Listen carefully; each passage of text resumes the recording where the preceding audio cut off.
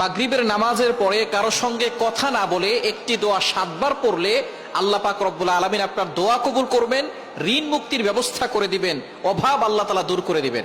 বর্তমান আমাদের সমাজে আমরা অনেকে আমল করতে চাই না। আমলের মাধ্যমে কিন্তু আপনি আপনার জীবনটাকে পরিবর্তন করতে পারেন। আমল দিয়ে যদি আপনি আপনার জীবনটাকে সাজান, দুনিয়াতেও শান্তি পাবেন, আখিরাতেও শান্তি পাবেন। নবীজি সাল্লাল্লাহু আলাইহি ওয়াসাল্লাম আমাদেরকে এমন কিছু দোয়া শিক্ষা দিয়েছেন যে দোয়ার মাধ্যমে কিন্তু আমরা সুখে শান্তিতে দুনিয়াতে বসবাস করতে পারি। নবীজি সাল্লাল্লাহু আলাইহি সাল্লামের কাছে অনেক সাহাবায়ে কেরাম বলতেন, ইয়া রাসূলুল্লাহ, আমার সম্পদ কম, দুনিয়া আমার কাছ থেকে দূরে সরে গেছে, ইয়া রাসূলুল্লাহ কিছু দোয়া বলে দেন। আমি ঋণে জর্জরিত হয়ে আছি, ইয়া রাসূলুল্লাহ কিছু দোয়া বলে দেন। নবীজি সাল্লাল্লাহু আলাইহি ওয়াসাল্লাম তাদেরকে আমল বলে দিতেন। তারা আমল করে অনেকটা উপকৃত হতো, দুনিয়াতে তারা সম্পদের মালিক হয়ে যেত।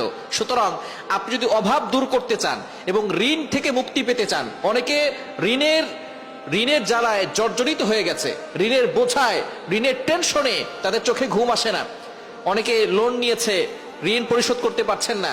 আপনি মাগরিবের নামাজের পরে কারো সঙ্গে কথা না বলে আপনি সেখানে বসে কিবলার দিকে মুখ করে একটি দোয়া পড়বেন। হযরত আলী রাদিয়াল্লাহু তাআলা আনহু বলেছেন, এই দোয়াটা যে ব্যক্তি পড়বে তার যদি পাহাড় সম পরিমাণ ঋণ থাকে, আল্লাহ তাআলা সেই ঋণ মুক্তির ব্যবস্থা করবেন এবং আল্লাহ পাক রব্বুল আলামিন তার অভাব দূর করবেন।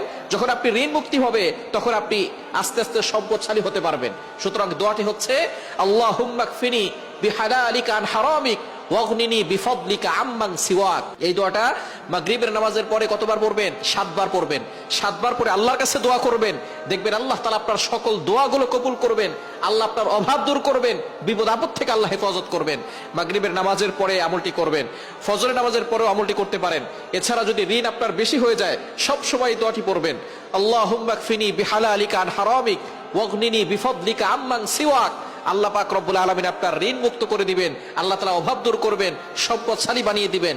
সম্পদের প্রয়োজন আছে, আপনি হজ করতে যাবেন, বিমান ভাড়ার জন্য টাকা পয়সার দরকার আছে না নাই? যাকাত দিতে হলে যদি আপনি যাকাত দেওয়ার নিসাব পরিমাণ মালিক না হন, তাহলে আপনি যাকাত দিতে পারবেন না। আপনি নিসাব পরিমাণ মালিক হলে আপনি যাকাত দিবেন।